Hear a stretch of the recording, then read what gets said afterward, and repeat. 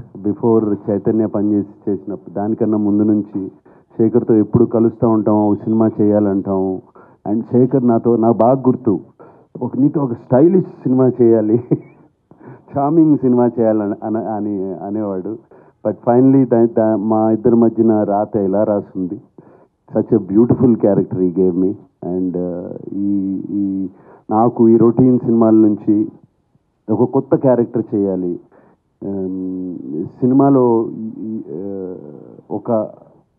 నేను audio pre రిలీజ్లో కూడా చెప్పాను, సినిమాలో ఒక పాత్రగా చేయాలి.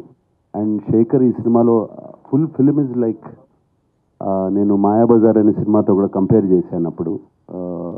అలాగే దాంట్లో హీరో ఎవరు అన్నాను, అలాగే మిస్సమ్మలో చూస్తే హీరో ఎవరు, గుండమ్మ కథలో చూస్తే హీరో ఎవరు, we don't know, it is only the director. And ఇప్పుడు కూడా చెప్తున్నాను, ఇది శేఖర్ కమ్ముల గారి ఫిలిం, ఇది out and out his film. ప్రాణం పోస్తారు ఈ సినిమాకి, నాకు తెలుసు.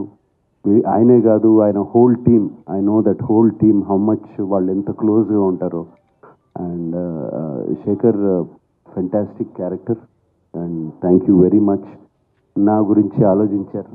And waiting for the next film again to do with you.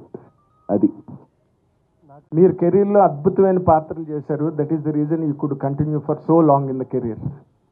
ఈ సినిమాలో నాగార్జున గారు కాదు, అండ్ స్లైట్లీ హీరోయిజం ఉన్న క్యారెక్టర్ కూడా కాదు.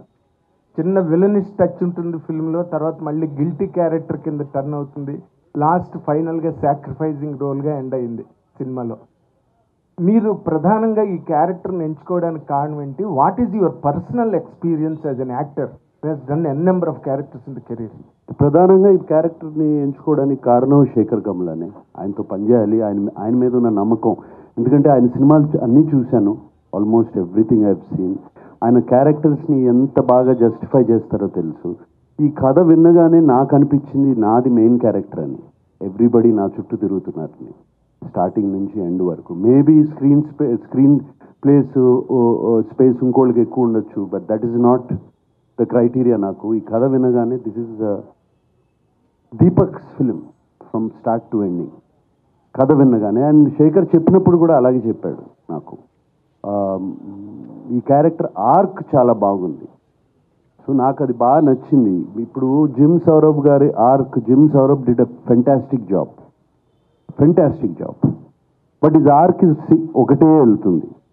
అలాగే ధనుష్ గారిది ఇట్స్ ఓన్లీ 2, హోమ్లెస్, అక్కడ నుంచి ఎడ్యుకేట్ అవడం, మైండ్లో ఒక గిల్ట్ కాంప్లెక్స్ కానీ ఇది కానీ ఇది సాక్రిఫైజింగ్ కాంప్లెక్స్ కానీ ఏమీ లేదు.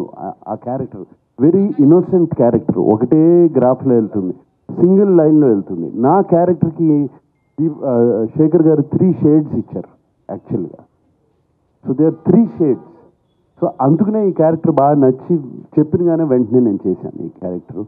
And it is proving on screen. నాకు వచ్చే కామెంట్స్ కానీ, మీడియా రాసిన కామెంట్స్ కానీ, ఫ్రెండ్స్ చెప్పే కామెంట్స్ కానీ, చూసిన వాళ్ళు కానీ, అండ్ ఫ్యాన్స్ కూడా బాగా ఎంకరేజింగ్గా ఉన్నారు. అండ్ కింగ్ ఇస్ కింగ్ అంటున్నారు. So very very happy. Chain king